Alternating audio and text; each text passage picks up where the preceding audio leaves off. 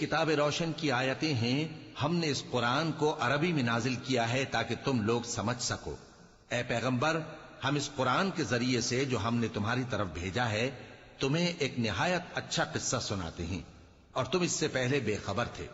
جب یوسف نے اپنے والد سے کہا کہ ابا، میں نے خواب میں 11 ستاروں اور سورج اور چاند کو دیکھا ہے، دیکھتا کیا ہوں کہ وہ مجھے سجدہ کر رہی ہیں۔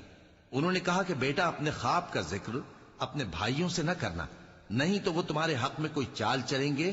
کچھ شک نہیں کہ شیطان انسان کا کھلا دشمن ہے، اور اسی طرح اللہ تمہیں برگزیدہ و ممتاز کرے گا اور خواب کی باتوں کی تعبیر کا علم سکھائے گا، اور جس طرح اس نے اپنی نعمت پہلے تمہارے دادا پر دادا ابراہیم اور اسحاق پر پوری کی تھی، اسی طرح تم پر اور اولاد یعقوب پر پوری کرے گا۔